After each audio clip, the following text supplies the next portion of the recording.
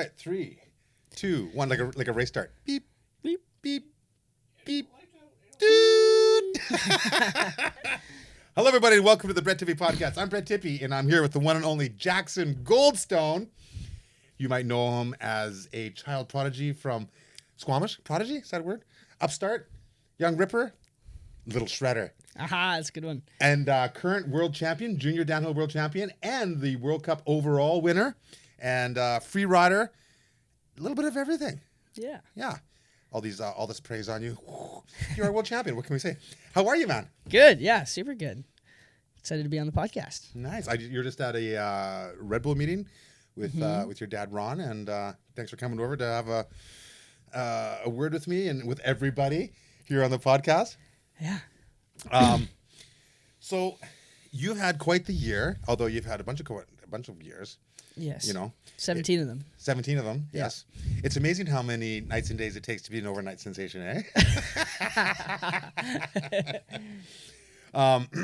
People probably first saw you when one of your first videos that went viral was a run bike video, and you're sanding it and carving it up and hucking it to your junk off of picnic tables and off anything you could find. Yeah. And I don't know how many millions of views that one got, but it went pretty big. And that's kind of where you made a splash. You know, as a young guy, you probably didn't even know what was going on, but you're just like, woo, having fun. But you went viral early and kind of made a name for yourself. And then have just continued riding bikes. Your whole family rides. You know, your dad, Ron, Miriam, your sister, Bailey. You're a shredding family. And it's cool to see. Like, my family shreds too, and I know a bunch of families that shreds, and I that's the best. There's nothing better than riding with your kids. But, Oh, yeah. so tell me, let's go back to the beginning. We're going to talk about you winning the Worlds and winning the World Cup and, you know, some of the Fest series and the huge jumps you've done with the best riders in the world and whatnot. But I want to hear about the beginning. Do you remember your first bike? I don't think I remember my first bike, but I definitely remember some of the early ones. So, like, the run bikes before, like, I don't remember getting those, but, yeah, I definitely remember getting my first kind of dirt jumper, first mountain bike, like, starting to get into the mountain bike side of things. When I was younger, I mostly focused on BMX, so, yeah. Okay. One of your first bikes, your dad gave to my daughter, Jessamy, a Kukua, I believe it was. Yeah. And, you know, I was so broke back then. I was doing construction. I was, like, fresh out of rehab, and it was a godsend, that bike, because, like, I couldn't afford anything. We barely paid the rent, and I'll never forget that. And I passed that bike forward to someone who really needed it, and it was a really cool thing. But I remember you rode for, at one point, Little Shredder. Yep. And had, like, a full suspension going, like, Yeah. pretty early, you know. Yeah, it was definitely one of the first kind of proper kids mountain bikes that they kind of had. There's a couple other ones out there, but they all weighed a lot, and those ones were definitely cut the weights down, and you could definitely kind of throw it around a bit more being a young kid. So that was definitely a big help. Where were they from? Oregon? Somewhere around there, yeah. think Portland, roughly. I don't know. Yeah, I think it was Portland. But yeah, very, very, very cool. And did you ride Spawn too at some point? I didn't ride the Spawn downhill bikes, like full suspension, but I rode the dirt jumpers until, like, actually pretty recently. So Okay. yeah, only like 2 years ago. 3 years ago, I was still on a Spawn dirt jumper. So Okay, yeah, they cool. treated me well. Yeah, yeah. Now, are you a bike collector? Do you keep all the bikes you can, or are you a flipper? Are you a flipper or a keeper? I keep some special ones. So I have a couple that are, like, custom painted, and one Trek downhill bike that was custom made, actually. So it has a shorter front end. I have that one. I have two of those, actually, that were identical, and I have those up on the wall still. And I keep kind of, like, some of the recent ones, and then some of the crazy paint jobs that I also have, but I don't really have any the super old ones. I kind of pass those on. Yeah. What about the bike that you won the World Championships on? Yeah, I still have that one. That one is actually at Corsa Cycles, so kind of my local bike shop. It's just on display there, and then actually another bike is at a different bike shop in Squamish too, so kind of, yeah, soaking it up. Is it untouched, like the same tires, the same everything? Is it washed, the same like dirt on it and everything? I had a excuse you, bless you. Thank you. I actually needed those tires for my next bike, so I had to switch tires and switch wheels, but otherwise the bike's completely the same. So it's got different tires and wheels on it. but there's still a bit of dirt on it from the world champs, and I haven't really ridden it properly since. Yeah. Okay, that's cool. So, growing up, you were raised in Squamish. Awesome place to ride. Amazing. When you started riding, it was not really like blowing up yet. Like it wasn't famous. The real estate wasn't climbing like it is now. Like it's been discovered now, and it was kind of undiscovered back then. But it was on its way to becoming a mountain bike mecca, and so you've been riding those trails, cutting your teeth at Whistler, a little bit North Van, Squamish. What a perfect training grounds to learn how to mountain bike really well. Yeah, exactly. It's got everything. There's a skate park. There's tons of, street riding if you're into that stuff. But, it really comes down to some of the best trails in North America, I think. Yeah. Now, who did you start riding with, other than with your family? Like who was your posse like when you were a young guy coming up? I still got like kind of the young friends just from Squamish that I still ride with, and kind of came up from the days with them. But some of the people that were kind of a big inspiration to me was one of them was Jake Caney. He was kind of like my coach, mentor. He lived in California, so I didn't get to see him all the time, but definitely made a lot of trips down to go see him, go ride with him, and kind of progress in that way. But there's tons of people all around that, because mountain biking is such a cool sport that a lot of people do it. A lot of people do it, and everyone loves it as a big family. So tons of friends from all around that I kind of went and rode with and did things with, and it's cool. It's like you can make friends with people from a totally different place, be totally different ages. Like I'm 52, you're 17, we're friends. Exactly. We went and just shredded, shooting with Hans Ray down in California. You put up with my bad jokes, and it's great jokes. Some of them I hit out of the park every now and then. But baseball requires one ball, mountain biking requires two.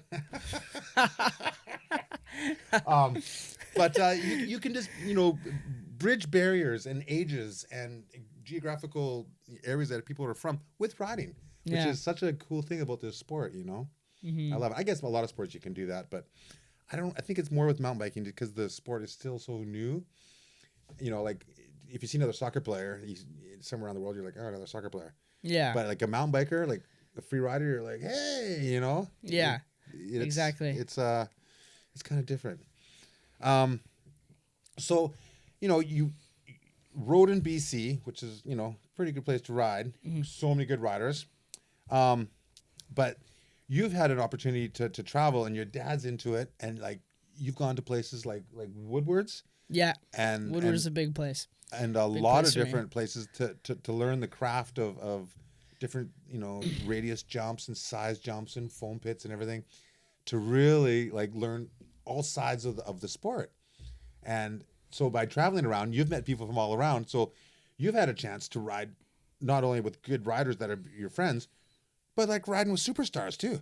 Like yeah, like that's a pretty special situation to be able to be around these people. Yeah, exactly. And cool spot about kind of the Sea to Sky area and where I live is that tons of people come from, like tons of pros come from other parts of the world to ride. And I remember just kind of going random night to the skate park. The skate park in Squamish is lit up, so it was like a late night skate park session, and like we get there and just Brandon Semrick's riding there alone, just like on his BMX, just kind of flowing around, and we're just like, oh my god, he's there.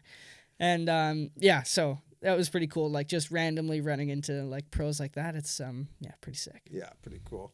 Now, one of your first heroes, I believe I read somewhere, or no, Sarah told me, my wife, Danny McKaskill. And as a young dude, you could type Dan and get it queued up on YouTube by yourself. Is this a true story? Yes, that is a true story. Whenever my parents were doing something else, I would go into the computer, type DANN or whatever, and like it'd just come up on the search thing. I just watch his videos hours and hours and hours, so much of them. So yeah, I definitely got a big inspiration from him. Yeah. What are some of your favorite videos from Danny that he's done? That one, I can't remember the name. Imagine the one where it's like his playing with his kids' toys and like he's like going and like I can't remember. He gets supersized? Yeah, supersized. That's the one. Yeah, I don't know if it's called supersized, but it's like all everything's massive. He's playing with like army characters and pencils and like, but they're like massive and he's riding on them. Yeah, that's definitely my favorite one. Oh yeah, it's like kind of like a cartoon almost. Yeah, the Hot Wheels tracks and yeah. I wonder what kind of budget that would take. That's pretty full on. Oh yeah. I love it. I love it. Yeah. Yeah. Sometimes I wish I was really big. Sometimes I wish I was really small. Like little, like finger shredding. Yeah, you know? exactly. Oh, would be sick. I always do driving shredding. Like I'd be a passenger and I'm just looking at the slopes on the side and just riding lines and. Yeah, like the mountains, like looking at the mountain kind of outline, I'd always be like, oh, like step down there, like step up there. That's one of them. I still do that today. So. Yeah, totally. So talk to me about racing when you were young, because you've been free riding. Everyone free rides. That's riding, just not biking. But I guess free riding is when you take it and kind of challenge yourself and maybe go off trail, I guess, or hitting jumps or whatever, other than just riding basic trail. I don't know exactly what the word is, but when you go from free riding and you get on the clock, and you want to beat the other guys, you want to be the man, that the alpha inner caveman comes out. Yeah. You got to start that somewhere. So I know I've seen you on the BC Cup circuit. I announced the Canada Cup and BC Cup, for over 10 years now. And you've been doing that as well as doing a bunch of other different races. So to tell me about your first foray into being on the clock. I mean, one of the big kind of races that I've done a lot of was the Fat Wednesdays just in Worcester. So the kind of local toonie races, I did a lot of those. And actually just across the border in a place called Port Angeles. So kind of near Seattle. I did a lot of racing there too. Just kind of this one little spot, really good community there. Guys always put on a great event and the track's pretty sick. I did a lot of racing there, and that's kind of some of the earlier stuff that I remember. And then the Sea Otters was pretty big too. I would always go every year. I think I went probably 4 or 5, 6 years in a row. And I mean, I love the dual slalom. I love the event. The downhill was a bit tough for me. It's pretty flat, and I've always been a small guy, so trying to beat the big kids on that was definitely tough. But yeah, still a good time. Okay, cool. Now the BC Cup has some fairly gnarly tracks, pretty aggressive. Yeah. Which is good for, riders moving on to World Cup and whatnot. Maybe a bit of a challenge for some of the younger riders. But hey, it makes them good really fast. If they can handle the first year of oh my God, shell shocked. Yeah. Then you've got some technical training actually right here in the backyard. Yeah. BC Cups are actually really good kind of middle point between local riding to World Cups, because you're still got that on the clock feel and of a race run, but it's not quite the same vibe. You're still kind of with your buddies, and it's a less stressed event. And one thing I noticed about the tracks is basically if you were to take a World Cup track and just kind of shrink it by 30-40%, that's kind of what a BC Cup course is like. For some, just in World Cups, naturally they're super wide and have a lot of line choice. So yeah, it's a bit less to think about and kind of more point and shoot and a bit more skill instead of which line's the best. And they both have their benefits. Yeah. I heard that sometimes some of these tracks, I think, was it Mark Wallace told me this? That sometimes they're almost gnarlier than a World Cup in some sections, because, World Cups, you've got so many talented riders hitting race lines, and the lines all kind of work. You've got riders of all different levels. You got old 50-year-old dudes skidding and putting in lines, and little juniors, and it's kind of more of a mogul field through the lines, as opposed to a real groovy fast line. Yeah, it develops way different. And World Cups still, in Leogang this year, it was kind of a mud fest. So it's still, no matter how good you are, you'll still get offline and it'll develop wrong. So it's pretty hard to get a perfect rut. But it definitely happens a lot more in the BC Cups. The BC Cups ones are scarier and kind of sketchier, a little looser, but I feel like World Cups get deeper because you're going so much faster and people are kind of know how to ride them more. Yeah. Oh wow. What do you think is the gnarliest of the BC Cups that we have at our Canada Cup? It's a good question. I think it's not as gnarly, but one of the scariest ones because it's so fast is Sun Peaks. That one's pretty scary. Fernie's pretty scary. It's not as hard Rocky Rudy kind of thing, but it's just steep, super steep, and it's sustained. Yeah, exactly, and it's the whole way down super steep. So that one, probably those two take the scariest. More than Kicking Horse. Yeah, Kicking Horse, it's really rocky and stuff like that, but I didn't find it too bad. You just kind of got to stay on your line, and it was just really slippery on the rocks. That's one thing I remember. Just getting that fine silt on top of the rocks was kind of scary. Yeah.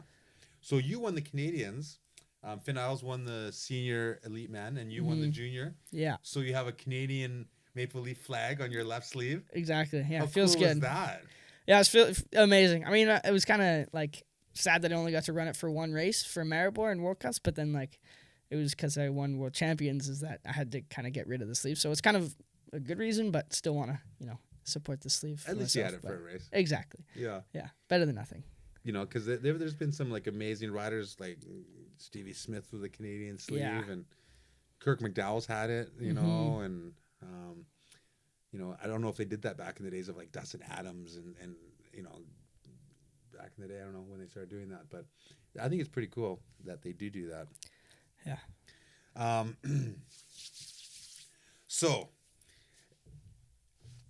you've dabbled in racing, you've been free riding around, but not only have you done this, but you've also done some stuff like Fest. You've gone and hit some Fest jumps. Yeah. With those freaks. Yeah. Big air animals. Yeah, so the Fest kind of thing started with me going to Audi 9s, actually. So Audi 9s is kind of similar to Fest, bit more media-focused and, like, kind of smaller jumps, kind of more tricks, where Fest is, like, 100-footers. So yeah, a little bit difference in there in this events. But, yeah, I got to kind of, in Audi 9s and some other events, I got to know Nico Vink pretty well, and he's, good friend of mine, legend in riding, love the way he rides, and he puts on the Fest Series event in whatever it is, Belgium, I think it is. Yeah. So that's the one I went to. That was Loose Fest. And yeah, kind of stepped right into the deep waters because it was the gnarliest one. Yeah. Those are the biggest jumps kind of in like one line, I think, in the world. So yeah, definitely. And what's the biggest jump you hit up until there? Like 60 feet? Until you went for 100? Yeah, I think 60 max. Like that's even pushing it a bit. Like yeah. Just was that the super ramp? I think so. The mega ramp at Woodward, yeah. So it was like that was the biggest thing I've hit, and then going to that, it's just a whole nother world. Like there was a trail, there's the jump, then there were massive landings, massive lips, and there was 3 different trails going underneath, like in between the lip and the landing. There's 3 different lines going in between that were both like, really wide, like 4, 5, 6 feet wide. Oh my god! And then there's just massive. Yeah, I remember Ali DeLillo shooting photos at some of these, and he says he would get tired from changing angles. Like he'd do some takeoffs and then go to the landings, and it's a long ways to walk to get. To oh my gosh! Yeah, yeah, and they have a really good setup there. So it's like you go down, you do your run, and then right at the bottom, it's like another probably 3 minutes up this like T-bar kind of thing. And you're right back at the top again. And it's like you can just lap like for as long as you want. Lap 100-foot jumps. Exactly. It's the best thing ever. And yeah, super good setup with the T-bar thing. I definitely want to. It's a Poma lift, wasn't it? Yeah, I don't know. It's a little round thing. Yeah, and you just stick it between your legs. T-bar, yeah, like a T-bar, but a round. Yeah. So what would you call that? A exclamation bar. Sure. Yeah. Some works. T-bar? I don't know. Yeah. Yeah, and like it's not just the Fest Series line there's like kind of a whole nother bike park. So you like anyone could really go and ride there and just have fun too. Like there's some techie stuff on the one side and then a lot of really good flow trails too. Oh, cool. And it's like only like a 10-minute drive to Spa-Francorchamps, like the F1 racetrack. So that was another thing we did. We went go-karting at the racetrack, and it was pretty sick to see in like that crazy track because it's piece of art. Well, at Sea Otter, you don't want to be a light guy because it's a pedally track, but go-karting, you do want to be a light guy. Exactly. So then, you get more power speed. to weight ratio. Yeah, I think I was kind of the Fesker. I think it was like 3rd or 4th. Who got you? I think Sam Reynolds and a friend of mine, Ike Class, and Ike used to race go-karts when he was younger, so he obviously won. And then Sam's just goes all the time. I think he was 2nd or 3rd, and there's a couple other people in there, but it's definitely close racing. Oh, that's cool. I love it. Wow. So who told you in the first time you hit that line with 100-foot jumps? It was Nico that towed me in. So there was kind of a train going, and we were like me and Ike, who were both the same age. This is our first time going and checking out the jumps and hitting them for the first time. And we were looking at the top, watching people ride and kind of seeing how they work. Because at that speed, it's a completely different thing. Different You're going sport. so much faster off like a lip that looks to be flat, but when you're going that fast, like it still has like quite a bit of kick. Yeah. So yeah, just completely different feeling, and we haven't experienced that before. So it's like, okay, like you gotta man up and make sure it goes well, because it's not gonna be a pretty fall. So Yeah, you've got to make those landings. yeah, That's something you do not want to case 100 feet. yeah, and like it was really weird because like if you were to do a whip and like bring it back on like a normal jump, you'd only be like halfway through the jump. So you'd end up like I did just like a kind of casual whip, and then like as I would on a normal jump, and I brought it back and I actually started going the other way, like started whipping the other way because there was still so much air time left, and I got super sketchy. Oh my God. Yeah. So it's kind of, jumps are crazy. And I followed Nico Vink in the first time, and we I went, hit the first one and kind of like felt the feeling of like hitting a jump that fast, and I like landed perfect, and I'm like, okay, I'm going to keep going. So hit the next one, landed good. Hit On the your next first run? On my first run, yeah, I went all the way through. And I was coming to the step down. That's the scariest one. I think it's like 98 or something like that. Oh, feet. it's only 98. So It's not 100 feet. Almost there. And I was like just shitting myself. Sorry for the language.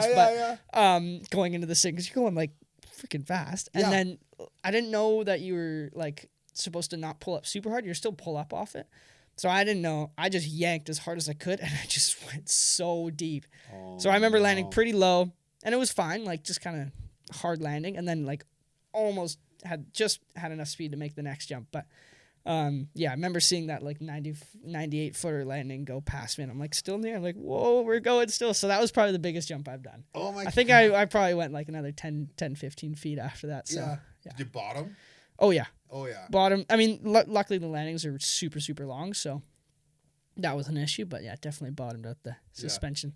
Did you jack your compression right up for those? And Tire pressure? Tire pressure, yeah. I think I was running like 33, 35, kind of around those zones. Just some people like to run them at 40, but I was still kind of riding. runs at like 45 or something. Yeah, I couldn't do that. I still like to be able to corner and Yeah. do that kind of stuff. So kind of run it a bit in the middle, but definitely turn the rebound down on big jumps. Just you don't want any chance of getting bucked, because that's so scary. That's bad. Yeah, and then actually put some more PSI in so you're not sagging and keep going. Yeah. Keep some speed. But so my first run through, I make it all the way through, and Ike, my friend, is right behind me, and he follows me, and I didn't know he was following me. He did it too? He went the whole way down. I had no clue he was behind me the whole time, and then I get down to the bottom, and he's like, I look back up at the train, and he's like in the hip, just like steezed out, and I was just like, it was probably one of the best moments of my life. That's super Watching cool. the GoPro video after, we're just like, just like screaming like crazy. Yeah. Yeah, it was so sick. Amazing. So you've done some big fast jumps. You've done some amateur racing. You've got some, good style and some cool tricks. A lot of people thought you might have been maybe going in the slopestyle, or like a crankworks rider, speed and style, and do all those kind of events. But you were like, I want to be a racer. Yeah. Because you could have gone either way. Yeah, I mean, I feel like I could have gone either way as well. I mean, I was kind of on the, not slowing down. I was slowing down, I think, a little bit on the slopestyle stuff. Just, everyone else is getting really good. I'm starting to struggle a little bit to keep up because Squamish doesn't have that super sick dirt jump training spot yet. I think it'll come one day, hopefully. But yeah, I was like having to drive like 2.5 hours to Air Rec to go hit an airbag and then that's when Air Dome closed, so I couldn't go there, and kind of was just a bit inconvenient to kind of do slopestyle, and then obviously having some of the best downhill trails. It was kind of a lot easier for me to train downhill than to train slopestyle, so that's kind of why I took the slopestyle or the downhill route for now, and then maybe definitely go back on some free ride stuff when I'm older. How do you think Semenek would do racing? I think he'd kill it. I remember riding with Semenek like long time ago, and like just getting blown to pieces by him. He was just flying past me, and I don't remember saw him for like a couple seconds of the trail, and then he was just gone. So I think if he wanted to, he could do pretty good. Definitely a top 40, top 30, I think. Yeah. Oh yeah, it'd be cool to see. Yeah. So you've done all these different kinds of riding. You decide to focus on downhill. now it's time to go race Junior World Cup. Yeah. And so you head on over, and the first race of the year is in Leogang. Mm-hmm. And you don't know how you're going to do. No clue. No clue. You Yeah. know, you don't know these guys. Really, like a lot of Yeah. these European riders. You might have met a few of them, but you've raced some C Cup guys and some very Sport Angeles guys, some Americans, but there's all the bunch of people with names like Exactly, yeah. on the sheet, right? The random person from like, super far away. Yeah. Like, You know? And I think it was dry in Leogang. And boom, you go there. You qualified second Yeah. in your first World Cup. Yeah. Definitely a bit of a shock to be, still on pace for at my first World Cup. It was kind of like if I could go back to that race now with the experience I've had, I think I would have done completely different and taken the weekend completely different. Just, looking back at it, it was definitely kind of some rookie different? moves. Just like, kind of the way I prepared, didn't really have a trainer set up, and kind of the way I practiced too. I just was a bit unorganized and, learned that. Obviously, first year junior, that's what you're supposed to do. You're supposed to learn how to race. So, it was definitely a big learning curve. And, I had a pretty good run with first, second, and qualifiers. And then, backed it up with a second on race day. You were 2.3 out in your qualifying run. Mm-hmm. And then who, turned out to be your arch nemesis for the year, Jordan Williams, was seventh. And then you got second in the finals. Yeah. And you missed the win by half a second. 0.54. 0.54. There you go. You know your numbers. I think Jordan finished fourth in the finals or something like that. He finished fourth. Yeah, you know your numbers. Yeah. But it was Pau, who's, amazing Manoyo? guy. Is that his name? Pau, Manoyo. Yeah. And where's he from? He's from Spain. He's, amazing guy. Super fast, super talented. He used to be like a trials moto rider, I'm pretty sure. Really? Trials? So he's got tons of bike control and bike skill. Technical skills. So he was really fast, and that was definitely a track that you needed that kind of control and bike skill because the top was like pretty dry, kind of gravelly, silty, normal dirt, and then once you got to the bottom, it rained like that weekend before, and then the bottom was just a mess. So it was super slimy, but like not grippy kind of mud. It was like, just no grip at all. So you're kind of just trying to hold on and make it down. And I think I messed up this one line. I missed this high line, and it would have probably saved me like at least a second or two. So I think if I got that line, I probably could have taken the win. But obviously, stuff to learn. Well, everyone wants to win a World Cup. You'd have to wait to the next race. Exactly. So you go to the next race. Yeah. You got a second. You got a podium in your first World Cup. Super stoked. Mm-hmm. And then you go to Leger, France. Yeah. And I believe it was dry for the juniors, but it rained for the seniors. In the race run, yeah. But for the week, like the practice and quality leading up to that, it was like on and off rain, but it was like starting to dry out kind of gradually through the week. Okay. Yeah. So it started out super slippery. Like I started out both mud tires, like trying to just get some grip. And Spikes or shorties? Shorties. Yeah. Yeah. How often did you run the spikes this year? I didn't ever touch the spikes. No, shorty was kind of the magic tire for me in the start of the year, and then I didn't really touch it for the second half of the year. Kind of everything else was dry, but literally all Europe was a rainstorm the whole first part of the summer. Like until kind of August, it was just rain the whole time. So, definitely shorty was the tire. But yeah, it was sick track. Leger was amazing. That was probably one of my best weekends. Because that's riding. A legendary venue. Yeah. But they haven't had a World Cup there for a while. They've had Crankworks events. Yeah. But it's been a while since they've had a Leger World Cup. Yeah. And they had a test event last year on that track. And obviously it was such a sick track. Tons of like high speed gaps and then into some techy fresh sections that were just amazing. And so obviously it's drying up through the weekend.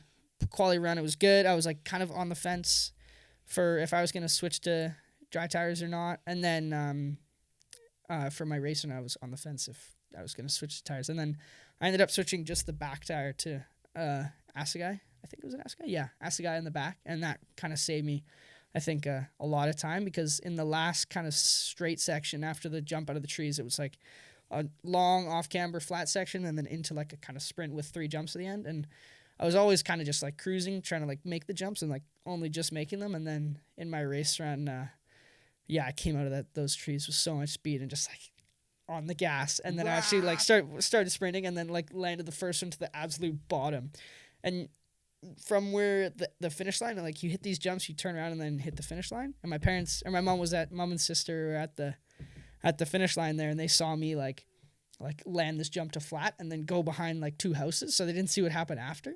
And they were just like freaking out, like, oh, like what happened? Is he okay? Is he okay? And then I come out, and then like it was all fine, but definitely lost a bit of speed there just at the end. Just kind of wasn't used to going that fast on the high rolling speed tire, and just landed a bit deep. Well, you worked out though. You qualified second. You were 1.5 seconds behind Jordan Williams from the UK, who qualified first. But then in the final, you beat him by 1.6 seconds. Yeah. And he got second. So you guys traded for second by 1.5 seconds, basically, between the 2 runs. So that's pretty close between you two. You must have been going, oh, yeah, okay. Yeah, it was definitely, kind of the rivalry started at that race for sure, because, he was 4th at the opener, and I think he had a crash there too. So he still had a really good time with 4th, and it was kind of there like, hey, like this is the rivalry for the race season. Who's this guy? Exactly. Yeah. So that's your first World Cup win. Yeah. Tell me what that felt like to know that you did it, and like, to have your family there, and like, and just what was going through your brain? What was going through your heart? Oh, so much was going through my head, because it was only my second race, World Cup race, so I was still pretty unexperienced. I was like, definitely getting better. Had some more like help from kind of the riders and getting some info from there to kind of figure out how the race weekend goes. But it was amazing. Definitely a dream come true. And then seeing like, did you cry? I didn't cry. My mom cried, I think. I didn't cry. I was just really happy. You know, they say it takes a big man to cry and a bigger man to laugh at that man.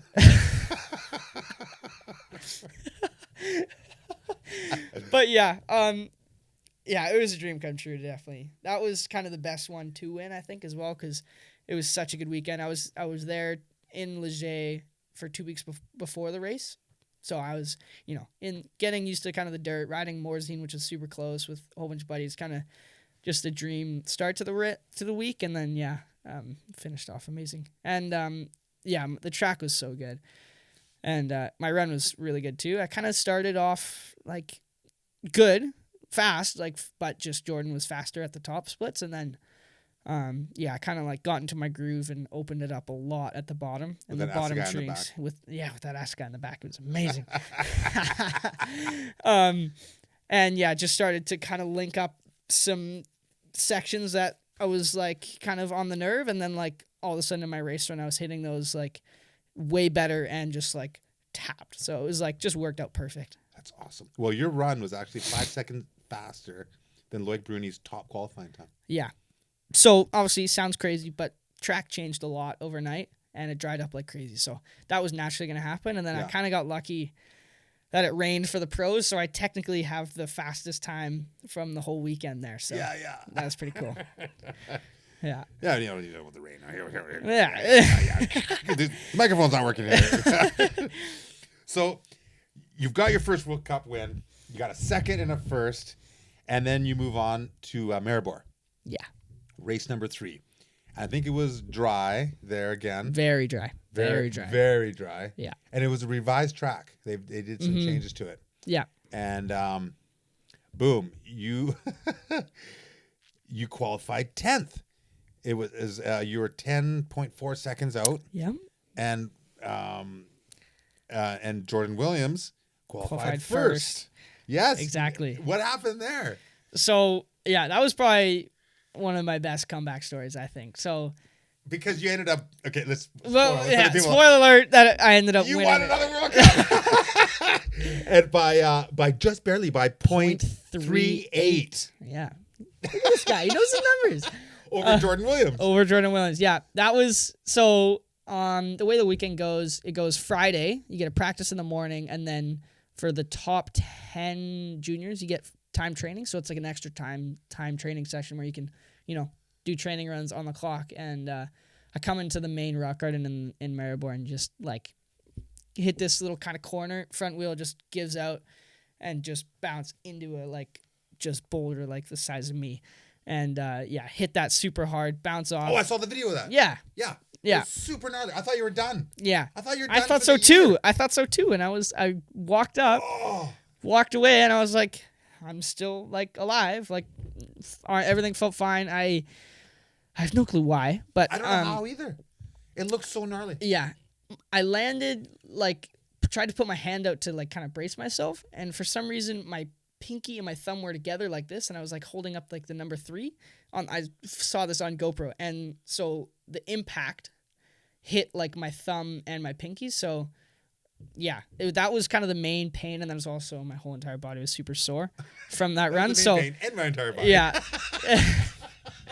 but my hand was really hurting. So I tried to tape that up for the quality day, and it was just wasn't up to par. So that's where the 10th was come from. And I was actually hyped on that 10th time. I wasn't even expecting to I was protected from the run before, so I didn't have to take it I was kind of not going to qualify. Okay. So I was protected. So I was in for the final show. And so I kind of took it as like a mediocre, see where I'm at, see if I can still compete in the final. And I was kind of stoked with that because I knew from the Friday to the Saturday, my hand felt a lot better overnight, and then I knew that with a bit of, Advil and medication and all that kind of stuff, it was gonna feel even better the next day. Yeah, definitely stressful. Because you've got all that work, you know you're on a roll, things are working. Yeah. You've got sponsors, and you got inner drive to kick ass. Exactly. And then, lucky you could stand up from that as well as race. Mm-hmm. And I wouldn't say lucky, I would say talented enough and tough enough, and I guess a bit lucky, to win by 0.38 of a second over Jordan Williams. He got second. Mm-hmm. So, my race run was amazing. I'll get to that in a second. But I woke up that morning, hand was still in a lot of pain, but I still had it taped up from the day before. So I did 2 runs in that morning with the tape on, and I was like, okay, this is not helping me. So I took the tape off, did 1 extra run, felt like it was a little more pain, but I knew I could ride faster. Without it, just it was just kind of limiting. So I was like, okay, it's race run. I got to do what I got to do. I got to take the tape off and kind of, take the pain a little bit. And so it worked out. I got to the top. I'm doing my training, getting ready, and then drop in, and it's just game on. I'm just from the top to all the way to the bottom, it felt like I was kind of on rails. And watching back at that GoPro POV run, it was just amazing. I was just on it the whole way down. And actually, what about when you came into that rock garden again? Did you have your blinders on and not even think about it, or just think about the line? Or did you think, this is where I just smashed my body into that rock? What's going to happen this time? Yeah, exactly. So that morning, I switched up my line through the rock garden. I was kind of going around and then gapping into this thing, and I went kind of over this rock. And I only got 2 runs on it that morning. And so I was it worked out. It was working out better for me because that outside was still not working. I was just being scared, I think. And then, it was still that can happen. Yeah. I wasn't getting it's hard to explain because, you've only ridden it twice, even though you've had so much practice on the other track that you're going so fast in that section. And then it feels like you're going into a section you've never ridden before. So it's kind of I had to play it safe there. And I think I lost almost a second in that section just because Jordan had been training that section for actually on the same line weeks before that. No way. Because there was an IXS race and a European Cup race just before that. Okay. So he was riding that trail. Yeah. And so I definitely lost a bit of time there. Come out of that section, you go into a 15-second road flat pedal. So I'm pedaling as hard as I can, drop back into the trail. And it goes a right, left, and then right, and you can gap out off this route over this next route, and I hit my tire kind of slipped off the route and it landed sideways and cased it and bounced 3 times and then just made the corner onto that next thing, and it was both feet were unclipped, craziest thing. I was praying that there was gonna be someone filming there. Sadly, there wasn't. You can kind of see it on GoPro, but it looks way gnarlier in person. Yeah. And I at that point I was just on the run of my life because I've somehow survived this like near death With all experience. that momentum. With all the momentum. I'm just like, okay, we're back in it. Was my racer to keep going. So I like kind of had like this next big jump and like a little flat section to kind of like calm myself down a bit, like get kind of reset. And then I was right back into it and I hit that bottom section really good. I hit all my lines super good. And kind of right before the finish line, you come out of it, like to this right-hand corner, there's like a kind of a like motorway, couple jumps, and there was this triple thing that I was doing that actually Loris Verge, did track walk with him, and he saw it, and he's like, okay, I think you can do that. Like, I think it's possible. And so I didn't do it until that morning of practice. I did it the one time before, and I think that saved me the race win because I was actually back at that section and then brought it back on the last stretch. So that doing this, like, I was probably even a quad. So, yeah, definitely that jump helped. And I came into that and I was just like, okay, we're going. So I took an extra pedal, landed a bit deep, and then just was a sprint to the finish. And it worked out. Wow. That's awesome. And took the win. Yeah. And so Jordan Williams, what's he like? How was your guys' relationship? Like, what's it like? Like you're competitors, but you're, you know, like gentlemen, and it's a gentleman's battle out there. What's he like, and what was it like between you guys? Yeah, we didn't really talk that much. You know, he's on the Saracen factory team, so he kind of had his whole deal like with the team, and he was kind of, I never really, you know, had a proper chat with him, but it was definitely some tension between, you know, he was definitely kind of angry, you know, he's big competitor. We're big competitors, and he was definitely, you know, wanted to get back, and he had a lot of training for that race, and I was definitely expecting him to win that one because of my accident, like my crash before, and he was fifth in pro and quali, so like he had times that we're gonna do well in pro. So yeah, I definitely dodged a bullet there, and yeah, came down. It was 0.3, and he was definitely not too happy. So yeah, and that was. You should do more track walks with Loris Verge. I think I should. Yeah, Loris, hit me up. Oh, well, you take the win by 0.38. You got your second win. Then it's time for the World Championships. World Championships. Da, da, da. Val de Sol. What is it called? The Black Snake? The Black Snake, yeah. Even though it kind of wasn't as black snaky, because what they get the name from is the roots that like get all rubbered up and stuff like that. But yeah. There wasn't that many roots this year, I think. I was watching GoPro course previews from the last year, and they kind of took some out, added some more rocky sections, but not saying it wasn't hard. Yeah. Like, it was still the gnarliest, probably the most physical track on the circuit. Just so many rocks and things you got to get over, and it was every 20 feet. Exactly. Yeah, it's something. Yeah. Yeah. And it's like it was pretty dry there for the longest time, but then you had an overnight rain, if I remember it correctly. Yeah, I think it drizzled a bit. Didn't affect the track that much. It actually made it, I think, a little bit better. Because it was pretty dry. Yeah, it was dry. It was dry, and then there was this, for some reason, this one section was like always muddy. I don't know why. I think it was just the way the water came down the mountain or something. But there's this one corner that I remember. It was actually where Laurie Greenland, I think, crashed in his race run. That corner, I remember coming in my quali run and like almost crashing because it was super slippery for some reason. The whole entire track was dry, and then that one corner was super muddy. Yeah, but you knew it was going to be there. Yeah, exactly. It was like that in practice. Spring or something. Yeah, something like that. Yeah. So you're at the Worlds. Mm-hmm. You qualify second. Yeah. 1.32 behind Ocean O'Callaghan. Yeah. Riding for YT. And you're like, okay. He's a previous world champ, by the way, so that kind of brings a lot into it. So he's fired up to try and get the stripes again. To defend the stripes. Exactly. Yeah, that's right. So, you know, like he had you by 1.3 seconds. I don't know where Jordan Williams was. I think he was third or fourth, something like that. He was definitely in the mix. Yeah. Yeah. Sounds like he always is. Oh, he always is. Yeah, for sure. But then it's time for, you know, the real deal. And this is the Worlds. I've competed in the World Championships in snowboarding, and the best I ever got, I think, was 11th.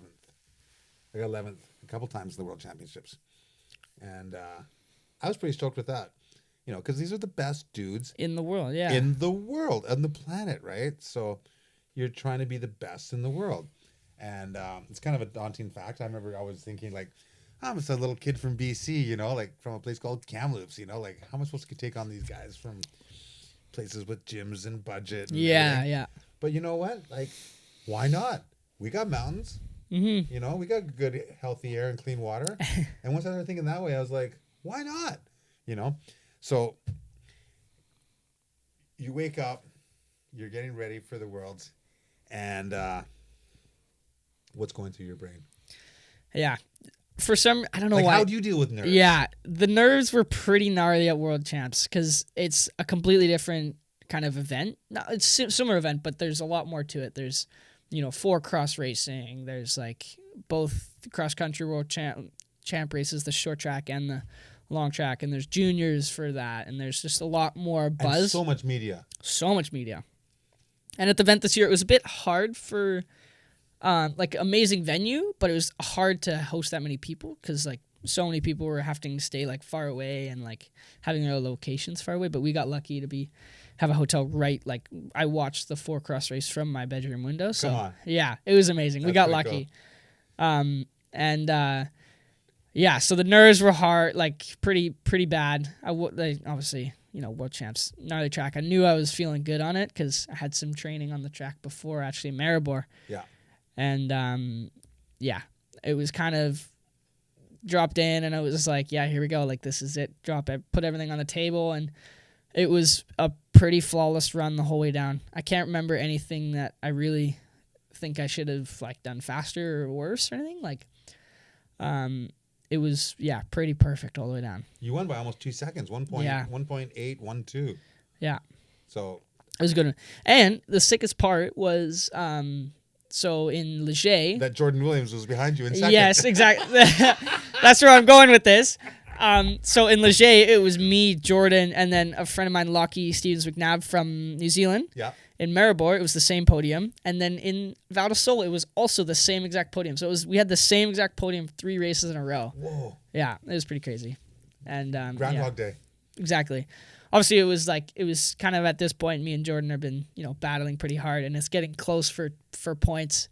And I have the lead, but it's if he wins, if he wins one race, he'll bring it back. So it's super tight. And then that's moving on to Lenzehieder.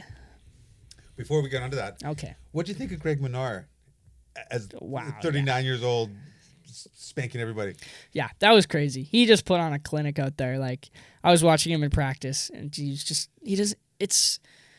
his riding style is so amazing because it doesn't even look like he's trying, but then all of a sudden he's like already gone. Like, it's just like you see him ride and it's going so fast, but he just looks so solid and like fluid on the bike. It's just like, it doesn't even look. There's no exactly. Yeah. Where there's like some other people who were just like full on sending it. Like, I mean, it works for them, but just he was definitely one to watch in practice, and it was pretty amazing seeing him win. Yeah, and what about the rainbow jersey? Because we've had some like world champions in junior, like Holly Finiak, and before her there what was her name from BC here? Lauren Rosser? Yeah. Lauren Rosser won the thanks, Ron. Won the world championships and had rainbow stripes. And so, did that ever play into your mind and think, why can't someone from BC be world champion? Do you think? Yeah, and I think Finn was world champ one of the years, but I don't think he did it both years. So obviously I was trying to, live up to his name too and try and do Canada proud, and I did. So stoked on that win. That was probably one of the better feeling ones. And did you cry there? I know I didn't cry. No? I definitely was close. I definitely remember lying down to that bed that night and just being just on cloud 9, super stoked. Yeah. And obviously it was Worlds are a lot of a bigger deal, so I was getting so many magazines, and bike shops and so many people that were reaching out to me, and it was definitely, from back home, it was pretty cool. Yeah, that's super cool. Wow, well, you did it. So now you got those stripes, and you lose your Canadian flag, but you got the stripes. I lose the Canadian flag, but I got the stripes, exactly. So that's pretty cool. And then you move on to Lenzehieder, Austria. Switzerland. Oh, Switzerland. Yeah. Okay, sorry, yeah. Lenzehieder. And it's dry again. It's very dry. Very dry. and you qualify second again. What is this coincidence, like, And running streak, eh? Yeah, and you missed the fastest qualifying time by 0.22. Yeah, super close. And that was, so Powell was fastest qualifier in that race, and he was the one that won Leo Gang. Yeah. He actually had a arm surgery mid-season, so he was kind of, coming back from injury and like definitely still fast, but I think Lenzehieder was when he was properly back. Yeah. And he was looking really good in practice, just really making the bike work with him. And it's interesting because you were second in qualifying, back 0.22, and then you won another World Cup, your third World Cup win, beating Power Manoyo by 2.2 seconds. 2.2. So many twos. And qualifying second. I don't know what's going on. Yeah. And so he's probably going, yeah. Who is this Canadian guy? Yeah. And in that race, Jordan was fourth. So I got a pretty good jump on him in points at that race. That was kind of, it didn't seal the deal. I still had to, do good in the Snowshoe. I think it was a good body shot. Yeah, it was definitely a good body shot. And I think he even crashed and was still fourth. So that was pretty impressive. But I think I was looking at the times, and our sector times were pretty similar, but my bottom was really good. Yeah. So I think I still would have had it, but only by just. So yeah. Lenzehieder was an amazing race run for me. Yeah. I was kind of coming off a little weird cold just from, I don't know, Europe. It wasn't COVID, but just like sniffly nose. And then the GoPro. Little man cold. Yeah. In the GoPro POV race, and like kind of right at the start, you can hear me like do like a like cough like in my race run. It's pretty funny. But yeah, really good. I got a You're new. Like, it's okay. I'm a sick rider. Exactly. I had a new bike for that race, and it was. Was that the gold one? That was the gold one. So everything was just feeling amazing. Yeah. Yeah. I kind of was struggling with this one section of track. Didn't really get it good in quali, and then somehow in my race run, I just like came in with so much more entry speed, and that was definitely the best thing I could have done, because I came out just like gapping off this thing, and it was just like, oh, here we go. So that was definitely a good one. And I think that was my best finish in pro, other than the Leger time. I think I was like 14th or so in pro, so that was probably my best overall result. Yeah, which must be like encouraging, because you'll be racing senior, one day. Yeah, and it's nice to sprinkle your numbers in there and see exactly where you are, right? Yeah, I mean, I'm not racing them, so I don't have to like compare like, oh, I gotta beat him. But like, it's still good to time and different conditions and all that stuff. But still good to know. It's nice when it's dry and it's fairly similar, just to get a little ballpark, Mm-hmm.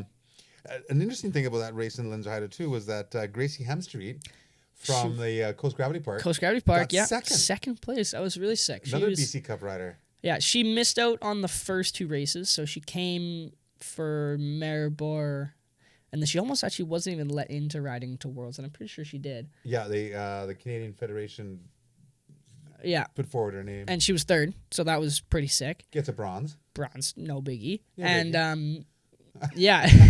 And then she was second in the next race, and yeah, it was a good result. She was looking good on her bike, and the girl who won that, Isabella, she was on fire. I think she won by like 4 or 5 seconds. From Bulgaria or something, wasn't it? Yeah, she's from Bulgaria, but she kind of had she was on the podiums in the first two races, but really stepped it up in Maribor, and then from Maribor on, she didn't lose. Yeah. So, yeah. Oh, sick. So then, after your third World Cup win, it's time to come to the States. Snowshoe, West Virginia. Yep. USA. And it's a dry race again. Another dry race. Let's go. And you qualify first by 3.1 seconds. Mm-hmm. Yeah. It was first time actually qualifying first for me, which, I mean, it could have been not a good thing, because every other race I went second to first, and that one I actually went first to second. So because you were in the lead qualifying by 3.1 seconds, and then in the finals you got second, and you were 3.5 behind. Yeah, Jordan had an insane race run. I was talking to him after, and he was like, best race run he's ever done, and he was pushing like like there was no second race because he wanted to win so bad. Yeah. And, fair play because I've beaten him at every single race before that. And there's definitely, see that gnarly competition. He wanted to get it done. So, Yeah. I kind of had a okay run. Little bit different track than what we were riding before. Kind of not my style, a bit flatter. I like the steeper stuff so I can kind of, carry my own speed instead of make it. So, Yeah. trying to, How much do you weigh? like 130 pounds on a good day. Yeah, and how tall are you? Depends on how many donuts I have. Yeah. Depends how close to Deep Cove you are. Exactly. Yeah. And I'm like 5'6", 5'7", so not a big guy. Jordan's huge. He's really tall. I think he's 6 foot 6'1". Oh wow. And not super heavy. Like I think he's pretty skinny, but So it's, definitely got some muscle like a on him. steeper track because then you just let go of the brakes. Exactly. Yeah. Yeah. Instead of pedal. So, it was a bit of. I mean, it's still good track because you got to work to carry your speed, but there's a couple sections where you got to step on the gas. Yeah. And he was really fast there. Put a good time, and then I kind of crawled back at him at the second race. Not almost enough, but didn't quite get him at the second race. Yeah. Oh wow. Well, that was cool for the Canadians there because Mark Wallace got 5th in men's elite, and Finnell's got 4th, and it was good for the Canadian boys. Good for the Canadian boys. And interesting because that was the first World Cup win for Valley Hole. It was. And Miriam made a mistake in the rocks, I think. She crashed, in that one section. It was one of the sections where you have to carry speed through this rock garden, and she crashed and then had no speed for the rest of the track. So yeah, that's right. Yeah, that section, it was basically, I'd say almost a minute long, and if you make one mistake, it'll compound itself. Exactly. You'll notice it all the way through the bottom. Yeah. So what do you do when you're done your race? Do you sit in the bottom and watch the big screen, or do you go back up the course and look at sections? How do you enjoy the rest of the race after you've done the junior race? So there's usually another practice after the junior race for the pros. So I usually kind of, chill, depend, if I won that race, I'm obviously talking to people, stoked, doing whatever I need to do. Love me. High exactly. Five me. Getting my doping tests. So, yeah. And then hopefully I try as hard as I can to get up and watch the pros. In person.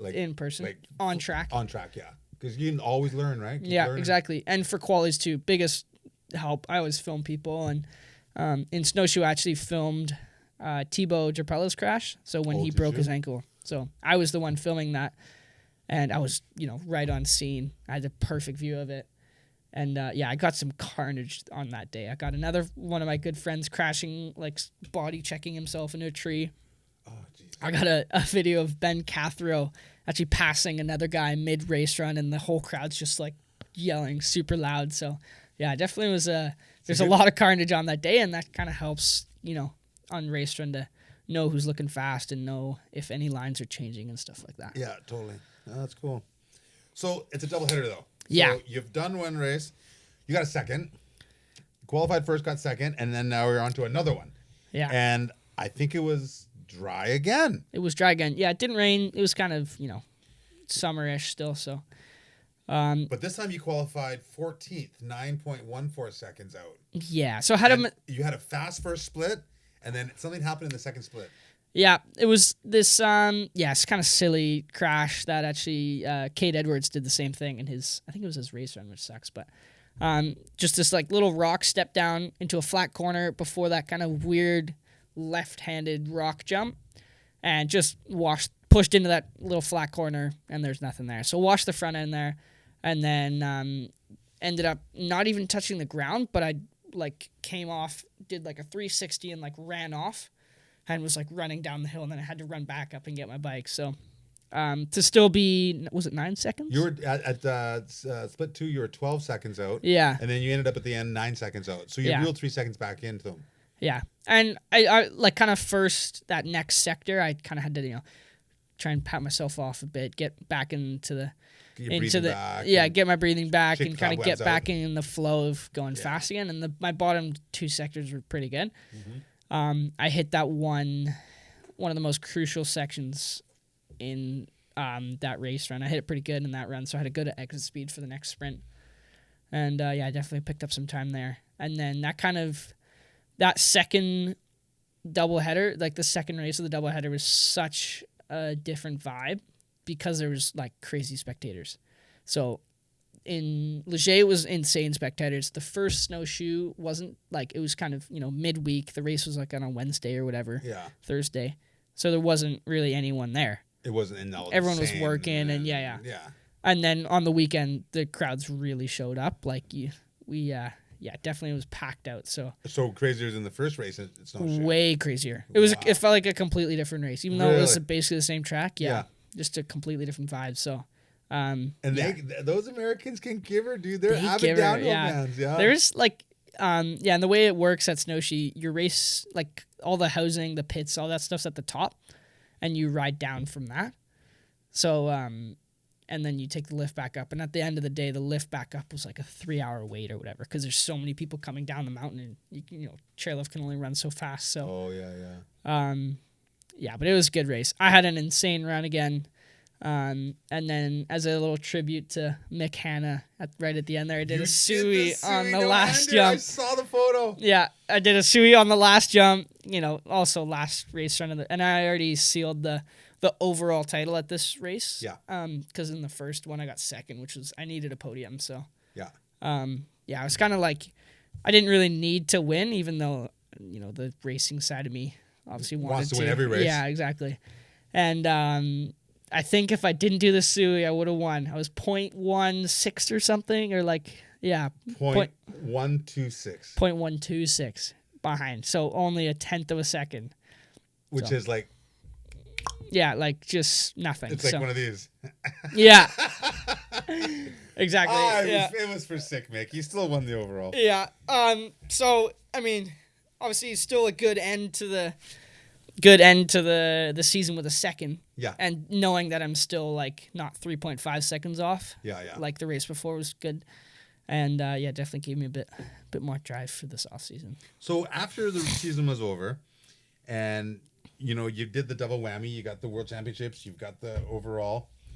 You basically got firsts and seconds all year long. What'd you do after?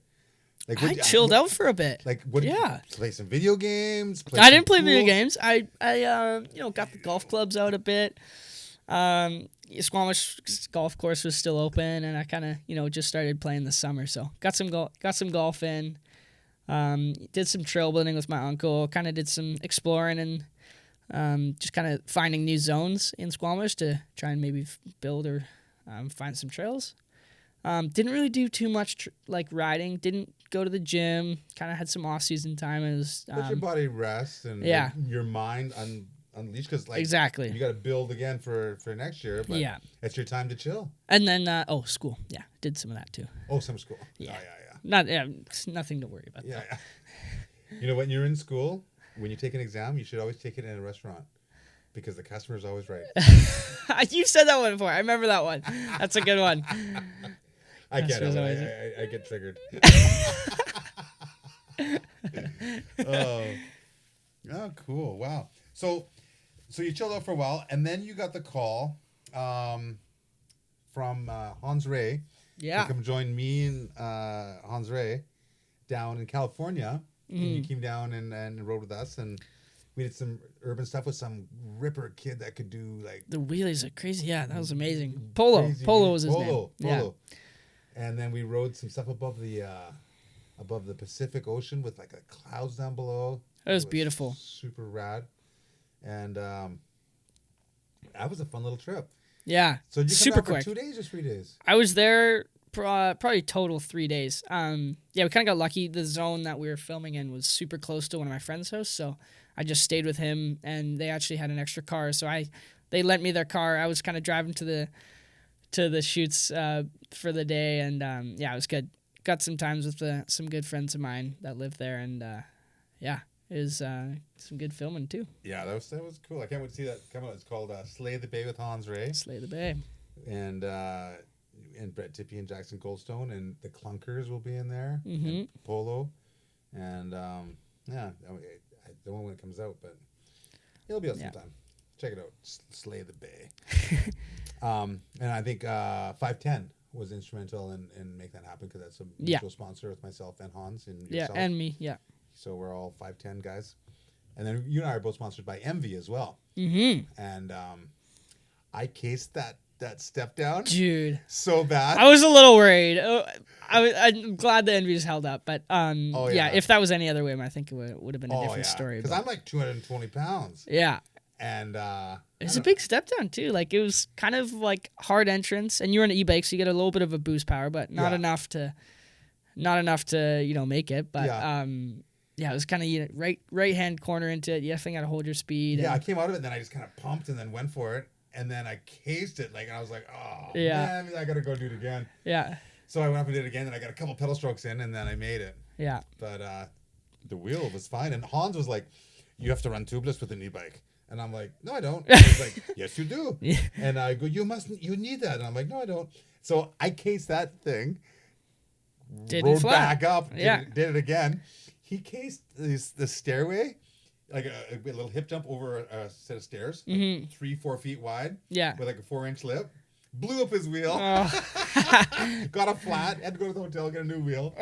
And I was like, I need tubeless, eh? Yeah, it was pretty funny. Just rubbing it in. Yeah, totally. Anyway, we're looking forward to that. So that was fun to ride with you there. Yeah. Recently, I just watched a video on Finn Isles' Instagram. Yes. Of him waiting for you to come for a ride to do a Fox shoot, Christmas shoot. And he's like, I have a Redbull helmet for him, and he doesn't know it. And I'm just going to pretend it's mine, then I'm going to give it to him. Yeah. And he's going to notice his name painted on it. Uh-huh. Tell us about when your brain... Your eyeballs saw your name and it registered in your brain. That's my helmet. I'm sponsored by Redbull. Like, how did this? Tell us what happened there. Yeah, it was dream and come congrats, true. by the way. Thank you for the Redbull sponsorship. Yeah. Oh, that's amazing. So I thought we were just supposed to do a Fox Christmas card shoot. Just that time of season.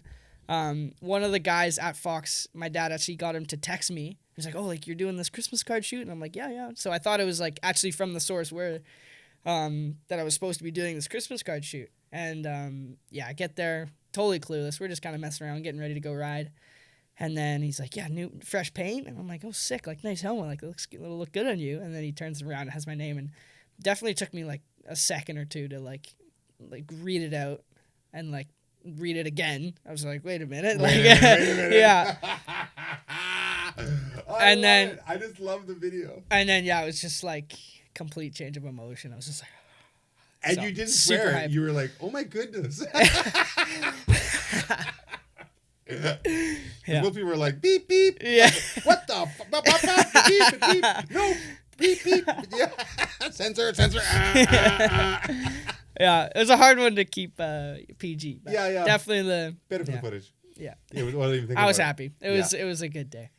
And then on top of that, the trails are running good. We got some insane photos. Beautiful sunset. It was a good day. That's awesome. And so what happens now? Like, they give you like $10 million for a sponsorship and not quite. No. Maybe one day. That'd be the dream. But it's good support. You get good amazing training. Support, yeah. And it's not all about the it's more about the brand than the kind of the contract, I think. Being associated with those guys and it's pretty elite club, as they were telling me today. Yeah. Only so many people have a Redbull helmet, and it's an honor. It's an honor. It's an honor. It's status, and it shows that you're one of the best in the world, right? So, and anyone who doesn't, most people know what it means when they see a helmet. They're like, you just can't get one of those. Yeah. That has to be like bestowed upon you, like you're knighted or something, right? So, yeah, exactly. So I definitely, cool. Pretty fortunate. Yeah, that's awesome. Wow. Well, there's a little more pressure there too, maybe, but whatever. Yeah. Right? Well, it's also a little taste at some more rivalry with Jordan because I got some more support behind me now when we all come back, even swinging harder. So hopefully it's gonna, force him to train harder and make some even better racing next year. Because you've got like your second year of junior. I still got another year, so yeah. See if I can repeat what I did last year. Yeah. So you said earlier that if you knew what you knew now in your first race, you would have done things differently. Way different, yeah. You've picked up a lot of experience over your first year racing Junior World Cup, and now you're going into your second season, and you can apply what you've learned. Exactly. And your first race next year will be a lot different than it was this year. Yeah. From the sounds of it. Yeah, it's going to be, it's a race in March, which is interesting, in a ski town. So could be pretty snowy, but definitely going to be a different conditions and different kind of vibe to it. But, still going to train hard this winter. And, just got to prepare for a little bit earlier now. And you got a dirt bike? I got a dirt bike. I've been loving that thing. That'll change your game as well. Yeah, exactly. And so you'll a friend, forearms just like two of those. Yeah, arm pump is Do you know what this deleted. is? This is a gun rack. Oh, what's the one? I don't know if the beach is that way or that way, but you got to do a U-turn. Nice. That's one of my corny dad jokes. For you. Perfect. But yeah, moto I've been riding like crazy. That day I actually got the Red Bull kind of surprise. Went back to Squamish, had a dinner with my whole family, with grandma, grandpa, like kind of a little celebration. And one of my good friends, Trevor, who I've been riding moto with, he came to the dinner as well.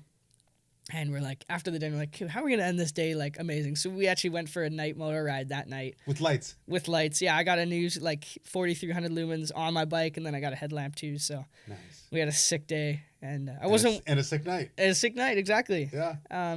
And yeah, just felt even... I was riding so good that night because, just the stoke was crazy. Just on fire. Yeah. Yeah. Oh, that's awesome. Well, I look forward to watching you race next year. I'll be at the BC Cups and Canada Cups racing. My mouth. And, slipping in some rides. Best thing about my job is, like, everywhere I go, there's mountains and trails around. So I go to work, do some announcing, and then I have my bike and I can go for a rip. Yeah. So it's like win-win. Mm-hmm. And I'll be watching you on TV. It'll be like early in the morning here. I'll be screaming at the TV for you. But and then maybe see you this winter up on Whistler. Maybe we could do some skiing. For sure. Skiing, yeah. Snowboarding. Well, you snowboard, I ski. But, exactly. Mix it up. You know what? I snowboarded since 1983, but I still say go skiing. It's so weird. Really? You know what I mean? Like I say my ski legs. Yeah. I don't go, I need my snowboard legs. Like I haven't built up my ski legs yet. You know what I mean? It's just. I know. That's kind of like a thing. Like skiing. Yeah. So I don't know. It's kind of weird, but yeah, maybe we'll see you on the mountain. And, sure. If you ever want to go night riding, I will never say no to a night ride. Yeah. You have to wait for me, but that's all right. Well, if we go with some, you take an e-bike, I'll take my trail bike and see if I can catch up. Yeah. There we go. Okay. Well, before we sign out here, it's a tradition on the Tippie podcast to end with a dad joke. Okay. The cheesier the better. Have you got a dad joke for us? I might need to get a refresh on my phone. Give me one second. For sure. I have it written down. Okay. Okay, I got two for you guys here. Okay, ready? Can February March? Can February March? It can if its days are numbered or no. It's I don't know. Can it? No, but April May.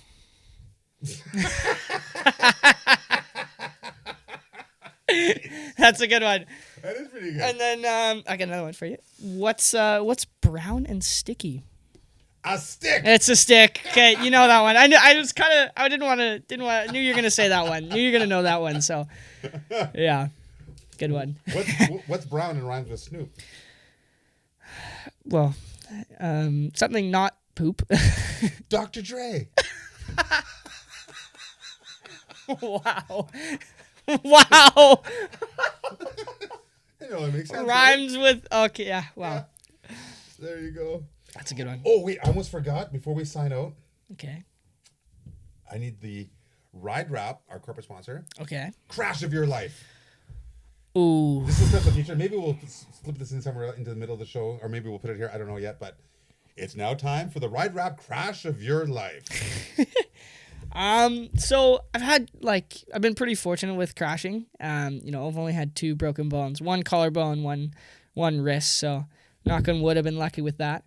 The funny thing is that when I've broken my bones and like done stuff that actually kind of, long-term injury, it's all been from the stupidest crashes. So the one was just me messing around. The collarbone was me messing around at Woodward. And, I just ended up, doing this weird thing and nose casing and then landing on my shoulder. So that sucked. But I'd say probably the crash of my life was that Maribor crash, the one that we were talking about Into the earlier. rocks? Yeah. Just, I was thinking about this before, and like I can't really think of something that was that significant. And then also to have that kind of a comeback was kind of the cherry on top. Yeah, So it looks so gnarly. yeah, I think I snapped my seat post on that one. Did you? Yeah, my It bike. looked like you snapped everything. Yeah, I think the seat post was like the one thing that like kind of took the most force, and I kind of got lucky. Like it could have been way worse on my bike too, and I don't know how many spare parts I had, but yeah. Yeah. Oh wow, amazing, cool. Well, there we go. The ride wrap crash of your life. It's been great to talk to you. Thanks for the dad jokes. Thanks for the stories and letting us into your brain. And congrats on winning everything last year almost. The worlds, the overall. Thank the you. big ones. You won the big ones. Yeah.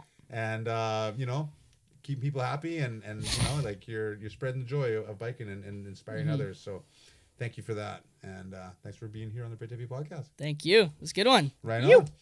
Jackson Goldstone, everybody, right here on the BTP. Yeah, he. Talk to you later, everybody. Over and out.